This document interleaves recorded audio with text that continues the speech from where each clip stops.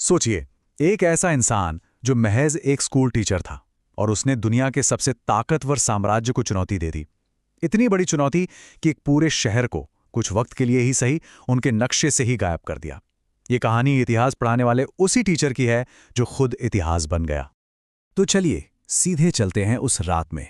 तारीख 18 अप्रैल 1930 और जगह बंगाल का चटगांव। हवा में ना एक अजीब सी खामोशी थी, जानते हैं, तूफान से ठीक पहले वाली शांति।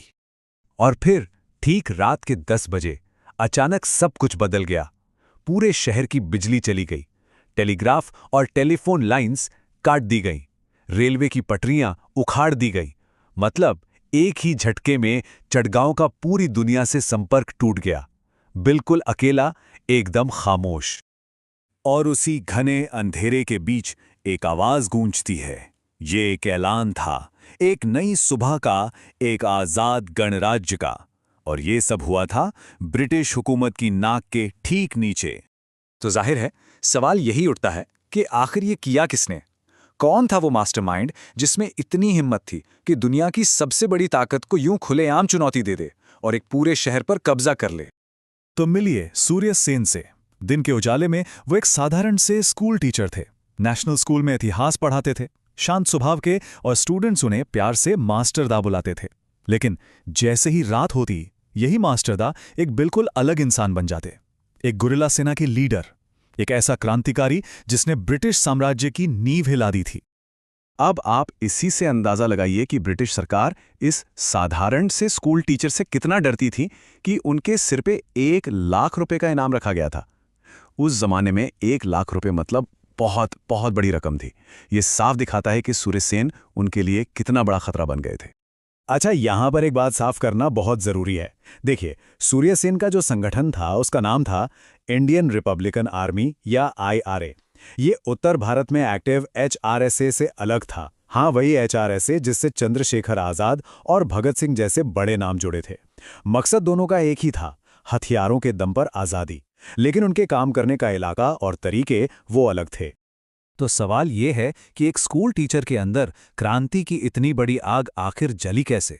चलिए थोड़ा और गहराई में चलते हैं और समझने की कोशिश करते हैं कि उनकी ये सोच, उनकी ये विचारधारा बनी कैसे। सूर्य सेन की सोचना 3 बहुत ही मजबूत पिलर्स पर खड़ी थी। पहला था पूर्ण स्वतंत्रता, कोई कॉम्प्रोमाइज नहीं, कोई डोमिनियन स्टेटस नहीं, मतलब पूरी आजादी। दूसरा था जन भागीदारी। उनका मानना था कि क्रांति कुछ लोग नहीं जीत सकते, इसे किसान, मजदूर, औरतें, मतलब आम जनता जीतेगी। और तीसरा, जो कि बहुत जरूरी था, गुरिल्ला वॉरफेयर। वो जानते थे कि ब्रिटिश सेना से सीधी लड़ाई में जीतना नामुमकिन है। और उनकी ये बात उनकी सोच को बिल्कुल साफ कर देती है। उनके लिए आज़ादी कोई मोलभाव करने वाली चीज़ नहीं थी। ये एक ऐसा मकसद था जिसके लिए जान भी दी जा सकती थी। तो सोच तो बहुत क्लियर थी, लेकिन सूर्यसेन सिर्फ एक थिंकर नहीं थे, वो एक ज़बरदस्त स्ट्रैटेजिस्ट भी थे। उन्होंने अपनी इस पूरी आइडियोलॉजी को एक ऐसे सिस्टम में ढाला जो कमाल का सरदार था। ये था उनका 3 टियर सेल सिस्टम, बड़ा ही शानदार था। देखिए, सबसे अंदर थी कोर टीम, A ग्रुप। ये सबसे भरोसेमंद लड़ाके थे जो असल में एक्शन करते थे। फिर आता था B ग्रुप।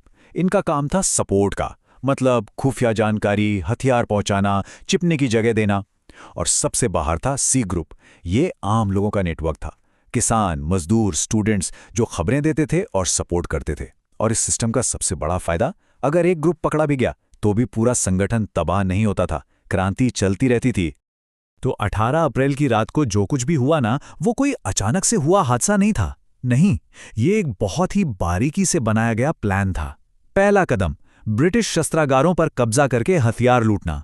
दूसरा कदम, शहर का कम्युनिकेशन सिस्टम पूरी तरह से ठप कर देना। तीसरा, रेल की पटरियां उखाड़कर ट्रांसपोर्टेशन बंद करना। फिर यूरोपियन क्लब्स पर धावा बोलना। और इन सब के बाद आखिरी कदम, आजाद चटगांव गणराज्य का ऐलान। अब इस विद्रोह के बाद जाहिर है ब्रिटिश हुकूमत पागल हो गई, बौखला गई पूरी तरह से। उन्होंने सूर्यसेन को पकड़ने के लिए अपनी पूरी ताकत झोंक दी। और यहीं से चटगांव के भूत की कहानी शुरू होती है। अगले 2 साल तक सूर्यसेन अंग्रेजों की पकड़ से बाहर रहे। कभी इस गांव में, कभी उस जंगल में। वो लगातार अपनी जगह बदलते, भेष बदलते और छोटे मोटे गुरिल्ला हमले करते रहते। वो एक तरह से एक पहेली बन गए थे, एक भूत जो दिखता नहीं था पर जिसका खौफ हर जगह था। उनका आज़ाद घूमना ब्रिटिश सरकार के मुंह पर एक तमाचा जैसा था। लेकिन जो काम पूरी ब्रिटिश इंटेलिजेंस 2 साल में नहीं कर पाई, वो एक अपने ही आदमी की गद्दारी ने कर दिया। चंद पैसों के लालच में उनके एक साथी ने उनका पता अंग्रेजों को बता दिया और 16 फरवरी 1933 को वो पकड़ लिए गए। गिरफ्तारी के बाद जो हुआ वो सुनने में भी तकलीफ देता है। सूर्य सेन पर बेइंतहा जुल्म ढाए गए, अमानवीय टॉर्चर किया गया, उनके नाखून उखाड़ दिए गए, उनके दांत तोड़ दिए गए। हर वो तरीका आजमाया गया जिससे उन्हें तोड़ा जा सके। लेकिन इतनी भयानक तकलीफ के बाद भी उनके मुंह से एक भी राज नहीं निकला। उन्होंने अपने एक भी साथी का नाम नहीं लिया। उनका जिस्म टूट चुका था, पर उनका हौसला नहीं।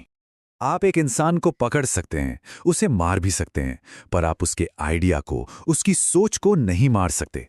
सूर्य सेन की शहादत ने एक ऐसी ही विरासत छोड़ी जो आज भी जिंदा है। अंग्रेज सूर्य सेन से कितना डरते थे, इसका अंदाजा उनकी मौत के बाद हुए बर्ताव से लगता है। 12 जनवरी 1934 को उन्हें आधी रात में गुपचुप तरीके से फांसी दी गई। और तो और उन्हें डर था कि उनकी लाश भी एक विद्रोह की वजह बन सकती है। इसलिए उनका शव उनके परिवार को भी नहीं दिया गया, बल्कि उसके टुकड़े करके समुद्र में फेंक दिए गए। ये उनके आखिरी शब्द थे, एक ऐसा यकीन जो न तो टॉर्चर से टूटा, न ही मौत के डर से। और एक तरह से ये एक भविष्यवाणी थी जो आगे चलकर सच भी हुई। हाँ, एक बात और जो कभी नहीं भूलनी चाहिए, ये लड़ाई सिर्फ पुरुषों ने नहीं लड़ी थी। प्रीतिलता वादेदार, कल्पना दत्त ऐसी कई बहादुर औरतें इस क्रांति का बहुत अहम हिस्सा थीं। खुद सूर्य सेन उन्हें क्रांति की रीढ़ की हड्डी कहते थे। सच तो ये है कि उनकी हिम्मत और भागीदारी के बिना ये कहानी बिल्कुल अधूरी है।